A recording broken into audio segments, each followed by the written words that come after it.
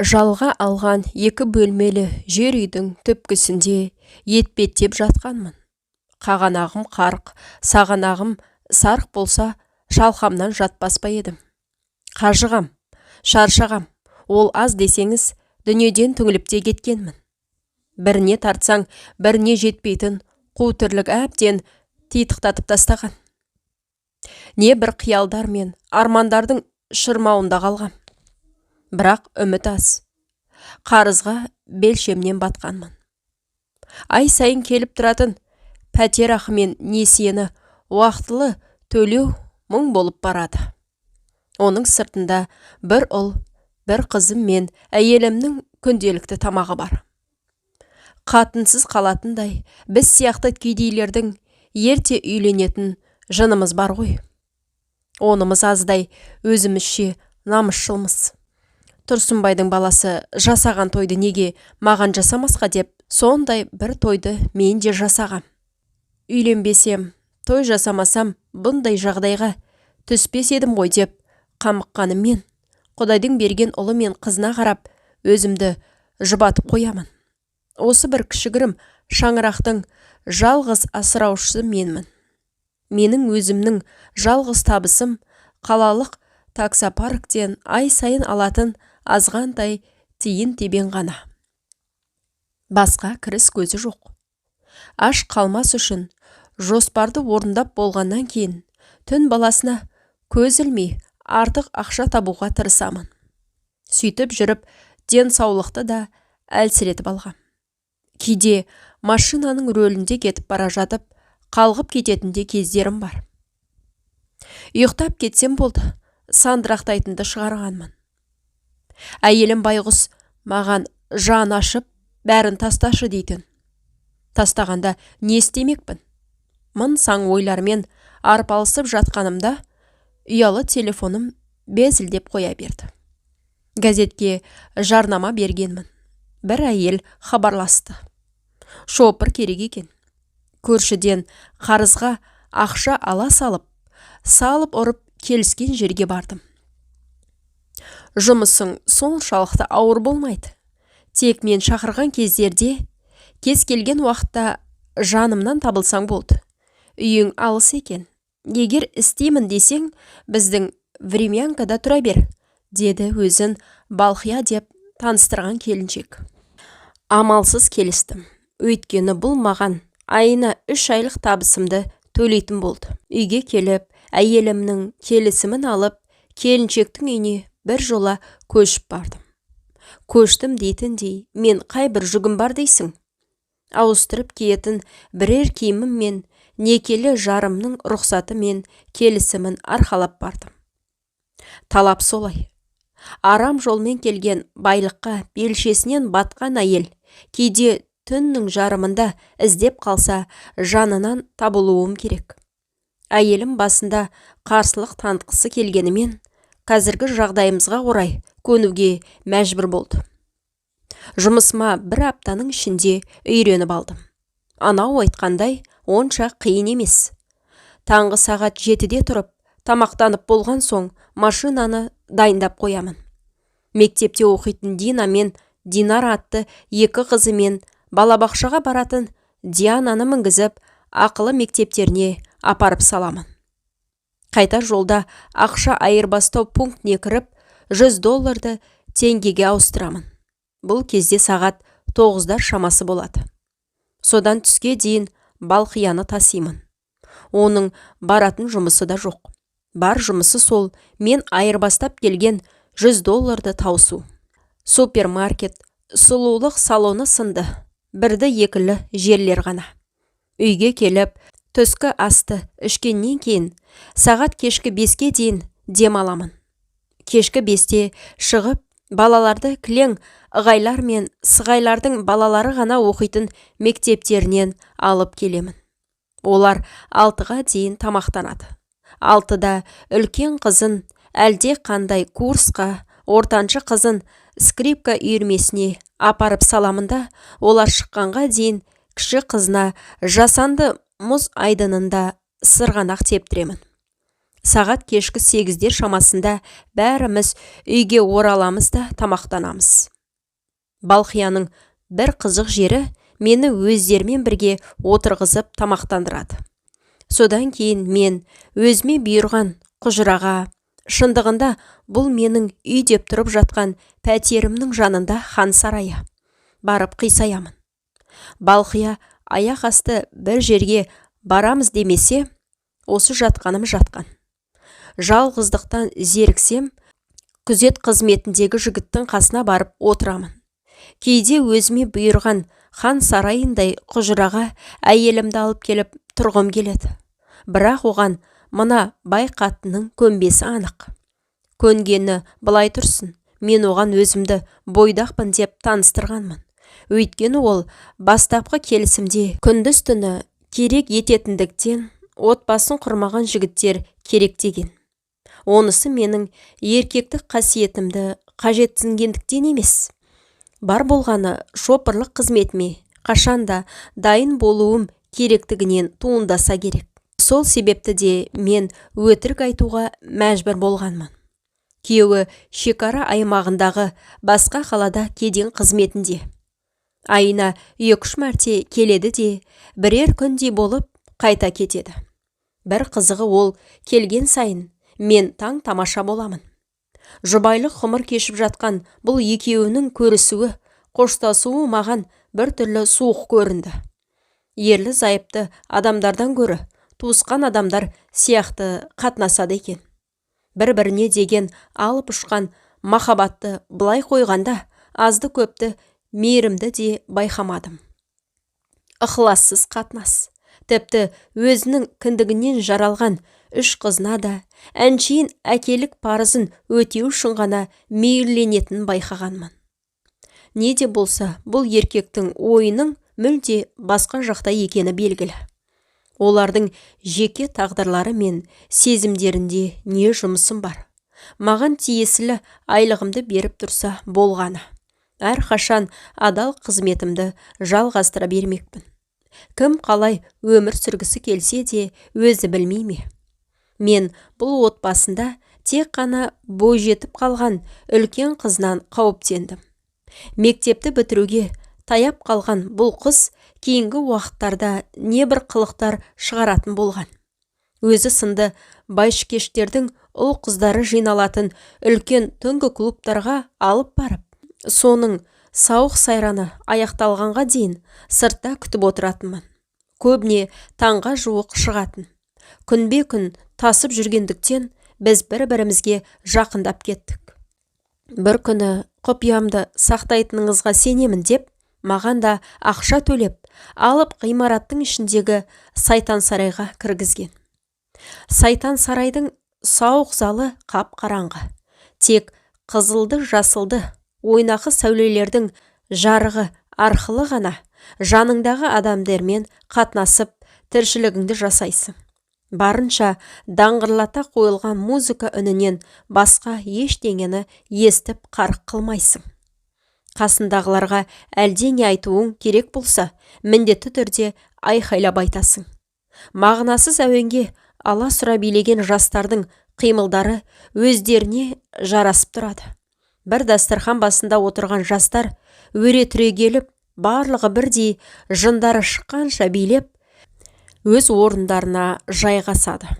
Орындарына отыра қалып, алдарындағы қымбат ішімдіктерден тартып жібереді де қайта тұрады. Бір уақытта Дина менің қасыма келіп: "Сізге қызықсыз болып кеткен жоқ па?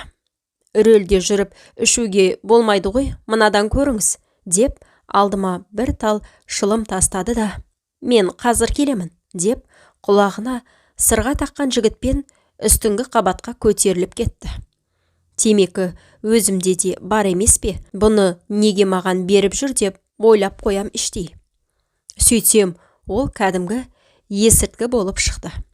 Бәсе, бұл қыз кей кездері есінен адасып, жынды адамша сандырақтап жүруші еді. Шегетін бәлекен ғой деген ой келді. Осынша жасқа келіп, әртүрлі қызықтар туралы естіп жүрсек те, дәл осыны, оның ішінде тірі есірткі шегетін адамды бірінші рет көруім еді. Кәдімгідей қорқып қалдым. Бірақ қой деп айтатындай мен оның ақылшысы емеспін. Және менің ақылымды керек етіп тұрған ол да жоқ. Тыңдамасы тағы белгілі. Ақылды болсаң неге кедейсің деген америкалық мақалын айтып шыға келер тағы да. Жайыма жүрейін деп шештім. Күл болмасаң біл бол деп қоя салайын десем, Балқия мені қызына әдейі бақылап жүрсін деп қосып жіберіп жүремес пе? Шешесіне ескертейін десем, қызының алдында тоқылдақ болып қаламын ба деп қорқамын. Ал 3 қыздың бірінің қабағы қырын кетсе болғаны, машинаны табыстап беріп, үйіңе тайып тұруыңа тура келеді. Осы қыздардың көңілін тапқандықтан жүрмін емес пе бір жағы? Осындай 2-3 ойлармен әрі-сәрі болып жүргенде бұл әңгімені Динаның өзі бастады. Шайтан тойы аяқталып, сайтан сарайдан қайтып келе жатқан бір жолы ол маған. Сіз маған таңғалып жүрсіз бе? Деді. Я, бастапқыда бұндай өнерің жоқ еді, дедім. Рас, солай болған. Ал кейіннен неге бұлай болып жүр деп ойлайсыз ғой? Мектеп бітіретін уақыттарың жақындап қалды. Бірге оқыған достар бірге жүріп қалғыларың келетін шығар? Жоқ. Енді не? Білмей-ақ қойыңыз. Бұған папа мен мама кінәлі. Осы әңгімеден кейін папасы мен мамасының не кінәсі бар екен деген оймен көп уақыт бас қатырдым. Әкесінің бар кінәсі не ішем, не жейм дегізбей аста төк ақшаны есепсіз ағызғанында шығар. Шешесінің кінәсі бетімен жібергенінде болар. Жоқ, олай емес екен. Мәселенің мәнісі мен ойлағаннан тым тереңде екен. Оны Балқия екеуміздің жеке өткізген түнімізде бірақ білдім. Күндегідей кешкілік машинаны гаражға қойып, өзімнің бөлмеме қарай кетіп бара жатыр едім. Балқия мені үйіне шақырды. Бұл күні 3 қызды да қала сыртындағы Балқияның шешесінің үйіне апарып салғанбыз. Жуынып, шайынып келіп отырдым. Кішігірім дастархан жасаулы тұр екен. Балқия аздап ішсе керек. Жүзі бал болжанып, алаулап тұр. Қолында менің резюмем. Мына жерде ішімдік туралы жазылмаған екен. Ішетін бедің? Деді. Ішемін, дедім. Не ішесің? Арақ па? Коньяк па? Әлде виски ма? Деді. Үстел үстіндегі самсаған шишаларға қарап. Коньяк дұрыс қой, бірақ ертең машина айдасам қиындау болып жүрмесе? Ертең ешқайда шықпайсың. Шыққан күннің өзінде де түк етпейді. Саған баяғыда ескертпеп едім. Жантаевтың келінін тасып жүрмін десең, саған ешбір жол полициясы тиіспейді деп. Онда коньяк ішейік. Жоқ, екеумізде виски ішейік. Қожайын не десе сол болады. Екеумізде виски іштік. Балқия қанша ішкісі келсе, сонша іштік. Түннің бір уағында ол да қызды, мен де қыздым. Мен өзімнің масайып бара жатқанымды сездім. Мәртебелі ханым бір күледі, бір жылайды. Мен ол туралы мүлде қате пікірде жүр екенмін. Ол мен ойлағаннан әлде қайда терең екен. Ішіме жел біткендікі ме, кім білсін, мен тым-тым еркінсіп бара жаттым. Оған сұрақ қойған немді алған десеңші. Осы сізден бір нәрсе сұрасам бола ма? Сұра. Сіздің көзіңізде мұң бар сияқты маған. Ақын емессің бе? Құдай сақтасын, тек жаныңыздың түбінде жара бар сияқты. Қасіретімді көзіңмен көріп жүрсің ғой? Ол не қасірет? Бақыттысыздар ғой? Егер байлық бақыт болса, онда біз осы мемлекеттегі 15-ші не болмаса 20-ші орындардағы бақытты адамдар шығармыз. Кіммен көрші тұрып жатқанымызды білесің ғой. Бірақ олай емес қой. Өзің ойлашы, мынау не өмір? анау камераны көрдің бе? Қорықпа, ол бүгінше істемейді. Сол камера арқылы ағаң анау жақта жатып алып мені бақылап жүреді. Сонда сізге сенбей ме? Сізде камера арқылы қадағалап отырасыз ба? Сенбейді. Жоқ, мен оны бақыламаймын, өйткені оның ол жақта тағы бір әйелі бар. Басқа әйелі болса, сізді неге бақылайды? Мен де оның әйелімін ғой. Жоқ, мен оның мына көп несінің бірімін. Ал ол өз меншігіне біреудің қол сұққанын қаламайды. Бәсе, мен алғаш көргенде-ақ байқағанмын, бір-бірлеріңізге ықылассыз екендеріңізді. Сіз өзіңіз рұқсат еттіңіз бе екінші әйел алуға? Ол ұрпақсыз қалғысы келген жоқ. Ол бала керек деген желеумен тоқал алды. Сондықтан рұқсат еткен екенсіз ғой. Ол ешқашан менен рұқсат сұраған емес. Бірақ сұрап жатса, менде қарсылық көрсетер ойда жоқ. Себебі ол қашанда өзі ойға алған істі істеп үйренген. Өзімнің нәзік жандылығымнан ба, әлде ішкен вискидің буы ма, өзін сыртынан қарап не деген бақытты жан деп тамсанатын әйелге деген әлде бір аяушылық сезім оянып, тіпті қолын алақаныма салып аялай бастадым. Қолдары жып-жұмсақ, нәзік. Менің әйелімнің бақшаның шөбін жұлып, күл шығарып, от жағатын қап-қара қолындай емес. Әрине, бұл күн сайын сұлулық салонына барады. Бір күн тырнағын алдырса, екінші күні бетін әрлетеді.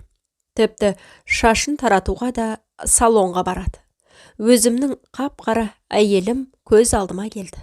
Ол байғұс күні бойы шеттей екі баланың кірін жуып, одан қалса тамағымен алысады да жүреді. Ол салонға барып, шаш таратпақ түгілі, орамалының астындағы шашы аптасына бір рет моншаға барғанда ғана таралады. Ал тырнақтары осынша жұмысты істеп жүргенде өздері-ақ түсіп қалатын шығар. Бірақ ол да моншадан келсе, қолдары да, денесі де мына қатындыкінен әлде қайда жұмсақ та әдемі. Кейде сондай кездерде Құдай қосқан жарымды еркелетіп тұрып, осы сен моншаға жиі барып тұршы, сен моншадан келгенде басқа біреудің әйелін құшақтағандай рахаттанамын деп қалжындайтыным бар еді. Мастықтың әсерімен сол моншадан келген әйелімді көргенде тіпті еркінсіп барады екенмін. Есіме пәтерақы мен төлейтін уақыты жақындаған кредит түскенде жеп отырған нанымнан айырылармын деген ой келіп, бойымды жиып алуға тырыстым. Мұны байқаған Балқия да бойын түзеп орнынан тұрып кетті. Кешір, мені теріс түсініп қалма. Тек мен адам шаршайды екен, бәрінен. Ал саған ақша төлейтін адам болғандықтан ғана қасымда отырған шығарсың. О, не дегеніңіз? Осы уақыт ішінде дос адамдардай болып кеттік десе де болады ғой. Ақша жүрген жерде сенім аз болады ғой. Көбейген сайын одан ары азая түседі. Мен де солай. Адамдарға сенуден қалдым. Сенің бұл сөзіңе де сеніп тұрғаным шамалы. Бірақ сені досымдай көріп кеткенім рас. Мен әбден шаршадым. Мынау мазасыз өмір, мағынасыз кештерден. Бәрін тастап, айдалаға безіп кетуге де дәрмен жоқ. Осы ақша жайлаған, ақша билік құрған, одан қалса өзінің ғана жазылмаған заңдары бар қоғамда өмір сүруден соншалықты жалықтым. Тек алғашқы мақсатым ана болу болғандықтан ғана осының бәріне төзіп жүрген жайым бар. Еркек үшін қыз баланың бағасы жоқ болса да, анаға ішінен шыққанның бәрі бірдей ғой. Әкесіне керек болмай қалған оларды мен жылатсам не болмақ? Солар үшін ғана. Әйтпесе, анау джакузиге жылы су құйып, тамырымды кесіп жіберіп, рахаттанып өлер едім. Балқия басын ұстап, хан тағындай креслоға отыра кетті де еңкілдеп жылай бастады. Қағанағы қарқ, мына әйел тұрмақ, Бүгінгі асын ертеңге әрең жалғап отырған менің әйелім ара-тұра өміріне кейісе, аштан қырылып, көштен қалып жатқан жоқпыз. Көзіңе жас алма. Көрсетпе маған көзіңнің жасын деп қопаңдайтыным бекер екен ғой деп тұрмын. Өзім әрең жүрсем де, иығы селкілдеп отырған мына бір нәзік те сұлу әйелді аяп кеттім. Не деп жұбатарымды білмей қасына барып басынан сипадым. Қой енді, жылама дедім.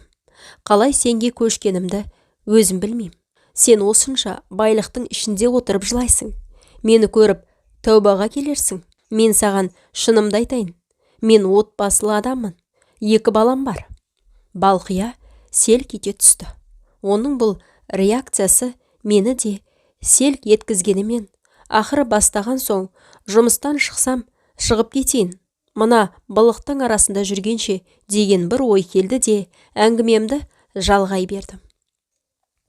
Соларды бағу үшін саған жалданып, жалға алған жаман времянканың ақшасын төлей алмай, одан қалса кредит етектен тартып, күн көріп жүрміз. Қазір мен сенмен бірге 20 000 теңгелік вискиді бөліп ішіп отырмын. Ал менің отбасым бұл 20 000-ға бір ай бойы нан жейтін еді. Сенің мына шопырға бола салдырып қойған үйіңнен 100 есе жаман үйшікте қазір 2 балам мен әйелім жатыр. Солай бола тұра, менің ешқашан өзіме өзім қол жұмсасам деген ой болған емес. Әйел ретінде бақыт таппасаң, ана ретінде бақытты болу жолдарын қарастыр. Бірақ ешқашан үмітіңді үзбе. Қыз бала деген ата-ананың қолғанаты, өрісі. Қартайғанда қанатымен су сепкен қарлығаштай көмек қолын созудан шаршамайтын солар болады. Сенің күйеуіңді білмеймін. Маған ұлымнан көрі қызым жақын. Мен қызымды 5 ұлға айырбастай алмас едім. Ана ретінде дейсің бе? Ол да кеш. Өз балалары ақылды болып өскен ана ғана бақытты шығар. Бірақ менің қыздарым үмітімді ақтайтын қыздар болып өседі дегенге ендігі жерде сене алмаймын. Бұл туралы әу баста ойлану керек еді. Енді бәрі кеш. Олар өзім жек көретін осы қоғамның адамдарына айналып үлгерді. Келіні мен баласы айырылысып кетіпті деген атақтан ғана қорыққан атам мен енем мені ұнатпайтындары анық бола тұра айырылысуға жол бермеді. Ондай жағдайда осы атақты да бай отбасының репутациясы да бұзылатын еді. Әкесінің маған ұл керек, сондықтан да сенің рұқсатынсыз-ақ 2-ші әйел алдым деген сөзін естіп қалған Дина қазір мүлде өзгеріп кетті. Бірде, қызым, саған не болды? Әлдеңе ойлап жүрсің бе? Десем, мама, мы же ведь нежеланные дети, так ведь? Деп қарап тұр. Бұрында бауырмал емес еді. Қазір тіпті тас бауыр. Шешесі мен қызы болып бір сырласып отырмаймыз. Үйдегі салқындық тіпті бесіктен белі шықпаған 2 кішкене қызыма да әсер етті. Олардың бар ойлары компьютер. Мен тіпті кейде осылардың өзі де компьютер адамға айналып кеткен бе деп қорқамын. Енді қайтсын, әкесі мен шешесі бір-бірін бауырына басып еркелете алмаған үйдің балалары қандай болмақ? Біраз нәрсеге қанық болдым. Оның ұйқысы келе бастады. Тіпті неге отбасылы екеніңді жасырдың деп сұрамады да. Бәріне тойған кейіппен жібек халатын көлбеңдетіп бөлмесіне кетіп қалды. Не істерімді білмей мен қалдым. Бұнысы артымнан кел дегені ме, әлде кет дегені ме? Тіл қатпастан шығып кетсем, мынау қандай еркек өзі дейме деп қоям. Не де болса кірейін деп шештім. Кешіріңіз, мен кете берейін бе? Дедім, әлде қалай қайтадан сізге көшіп. Үн жоқ. Қарасам, алып төсекке көлденең жатып ұйықтап қалыпты. Мына әңгімеміздің осылай аяқтала салғанына іштей қуанып, сыртқа шығып бара жатырым, Балқияның ұялы телефоны шырылдап қоя берді. Бұл түнгі сағат 4 шамасы болып қалған кез еді. Осындай уақытта бұл кім болды екен деген ой келіп, барып көрмек болдым. Телефонға жақындап қарасам, Дина деп жазылып тұр екен. Қайтадан Балқияның бөлмесіне кіріп, «Балқия, тұрыңыз, қызыңыз хабарласып жатыр» деп жұлқылай бастадым. Балқия былқ етер емес. Бірдеңе болғанын ішім сезді. Егер әжесінен сұранып шығып, бір жаққа барса, шопыр керек болса, маған хабарласса керек еді. Тұтқан алдым. «Алло, алло» деп жан далбасалаған бір ер адамның даусы естілді. «Я» дедім мен де бар күшімді жинап. «Сәлеметсіз бе?» деді орысшалап. «Я» дедім тағы да. «Сіз Динаның әкесісіз бе?» «Жоқ, осы үйдің көлік жүргізушісімін. Анасы демалып жатыр, айта беріңіз». «Кешіріңіз, Динаны жедел дәрігерге апару керек болып тұр». «Не болып қалды?» «Білмеймін, халі нашар, тез арада». «Ол қайда?» «Абай мен Сайын көшелерінің қиылысында». «Осы телефонда болыңыз, тағы хабарласамын» деп тұтқаны қойып, Балқияны жұлқылай бастадым. Оянар түрі жоқ. «Қойшы, тиіспеші» деп қолымды қағып тастап, алаңсыз ұйықтап кете берді. Шындығында да мынау бір қызық отбасы екен. Бала анау бесіктен белі шықпастан түн баласы ұйқы көрмей дала кезіп, не болса соны ермей кеткен. Шешесінің жатысы болса мынау. Әкесі анау құдды бір ұлы адам құсап, маған ұрпақ керек деп өз ұясын өзі талқандап жүрген. Оны ойлағанда тіпті зығырданым қайнады. Құдай-ау, осы не бір ұлы адамдар да ұрпақсыз-ақ өмірден өтіп кетті ғой. Оның қасында дөңкейіп алып, ақша санағаннан басқаны білмейтін бұған не жоқ? Тіпті сол ұрпағының ертең кім боларын қайдан біледі екен? Әй, ол да алысқа барып жарытпас. Әрі кетсе тағы бір фирма ашып, я болмаса кедендік бақылау қызметінде істейтін бір жемқор дүниеге келер. Орыстар айтады, алма ағашынан алысқа түспейді деп. Сол айтпақшы, мынадай алма ағашы қайбір жетіскен алма берер дейсің. Абайдай ұлым болсын десең, алдымен Құнанбайдай болу керек емес пе? Осылай ойша Динаның әкесін біраз жерге апарып тастадым да, шешесін жұлқылай бердім. Әйтеуір оятып алып, болған жайды әрең деп жатып түсіндірдім. «Қойшы, бағана өзің апарып салып едің ғой», дейді аң-таң болып Балқия. Әлі ұйқысы да ашылмаған, мастығы да тарқамаған. Әйтеуір аз-маз өз-өзіне келген болды.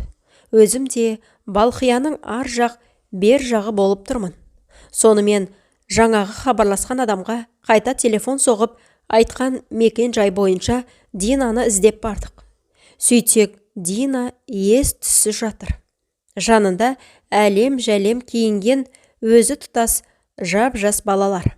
Әйтеуір мән жайдан ұққанымыз, бағана қала сыртына апарып тастаған жерден барып, достары алып кеткен екен. Баяғы түнгі клуб. Енді жеңіл есірткіні қойып, кокаин иіскеп көрмек болғанда передозировка алған. Балқия екеуміз де есімізді жиып алдық қой деймін. Ол зар жылап кетті. Енді қайттым, не істеймін? Қайда барамын? Елге қара бет болатын болдым, деп азарта безер. Осы кезде ара-тұра шаршағаны, әйелдік бақытты аңсағаны болмаса, Балқияның да мана өзі жамандаған қоғамның белді мүшесі екеніне көзім жетті. Алдында ес-түссіз жатқан бала. Ол болса, қызын масқара боламын деген желеумен жедел жәрдем ауруханасына апарудан бас тартып отыр. Сонымен қойшы, біреуден тәулік бойы жұмыс істейтін нарколог дәрігердің мекен жайын тауып, соған алып бардық. Мұнда да қызық көп екен. Ломкамен келіп отырғандардың бәрі бетін көлегейлейді. Бөгде жұртқа көрінбегісі келеді. Бірақ осылардың барлығы да бай отбасынан шыққаны көрер көзге көрініп-ақ тұр. Кедей байғұстың баласын Құдай мұндайға ұрындырмасын де. Ұрындырды екен, болды, далада қалады. Өйткені мынадай таңға істейтін дәрігердің есігін қағу үшін ғана төленген ақшаның өзі менде кедейдің басын айналдырады. Сонымен Динаның есін жиғызып, Үйге алып келгенде сағат күндізгі 10-дар шамасы болды. Кешке дейін дем ал деп бастығым Балқия кетті. Ол да әбден шаршады. Қызын үйден келіп қарайтын арнайы дәрігер де ұялы телефонның көмегімен шешілді. Мен орныма келіп қисайдым. Мен де мына байлардың осы тірлігінен жалығып кеттім. Шіркін, қазір балаларымның қасында теледидарды қосып тастап, сықырлауық диванда жаман қатынымның шайын сораптап жатар ма едім. Ойым үйге қарай ойысса, жай барахат күй кешемінде Дина жайлы, оның әкесі мен Балқия жайлы ойлай бастасам, санам санға бөлінеді. Әсіресе мына Динаны айтам. Мектеп бітірместен жатып, қыз бала мынадайға барып отыр. Ертеңгі күні не болар-ау? Әлгі керемет әкесі алдымен осы қолында бар ұрпағының сапасын жақсартып алса болмас па еді? Ертеңіне баяғы тірлік қайта басталды. Тек Балқия менен қашқақтайтын сияқты. Дина үшін ұялама, болмаса өз қылықтары қынжылтама, әйтеуір мен жаққа көп көзде салмайды. Тек жұмыс бабын ғана айтады. Яғни тапсырмаларын беріп, үйіне кіріп кетеді. Не үшін бұлай істеп жүргеніне түрлі болжам жасап мен жүрмін. Менің үйленген еркек болып шыққаныма ренжи ме екен, әлде деген дәме де жоқ емес. 2-3 күннен соң күтпеген жерден Балқия шақырды. Тағы да үйіне бардым. Өткенде екеуміз шарап ішкен қолда тағы отыр екен. Бүгін күйеуім келеді, деді ол мұңайып. Не үшін? Дей жаздадым да тілімді тістедім. Олардың бөлек адамдар сияқты күн кешетіне мен де үйреніп қалған сияқтымын. Оның әйелімен де, балаларымен де суық араласатыны сонша, мен үшін оған бұл үйде орын жоқтай көрінеді. Шынында да не үшін келіп, не үшін кетеді екен сол? Әйтеуір жұртқа көз қылып сүрген өмірдің не қажеті бар? Сені жұмыстан шығарады, деді біраз үнсіздіктен соң. Не үшін? Отбасым болғандықтан ба? Жоқ, өткенде ана камера істеп тұрыпты. Арамызда бәлеңдей ештеңе болмағанын да біледі. Соған қарамастан сені жұмыста қалдырғысы келмейді. Мен оған бәрін айтып түсіндірмек болдым. Бірақ оның алдында үлкен кінәм бар. Дина. Ол біздің отбасымыздың атына кір келтірді.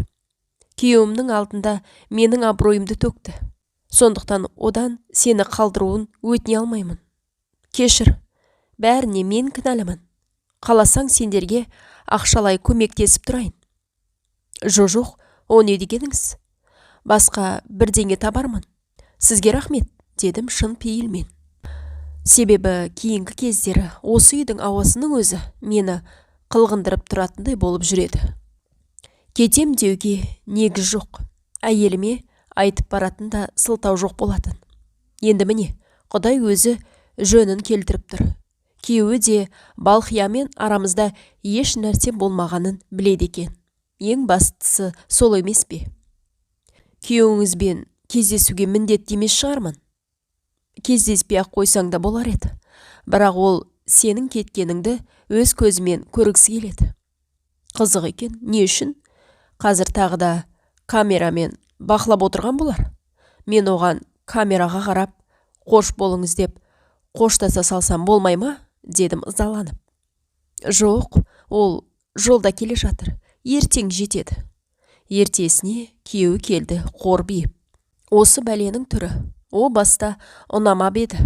Қазір тіпті ұсқынсыз көрініп кетті.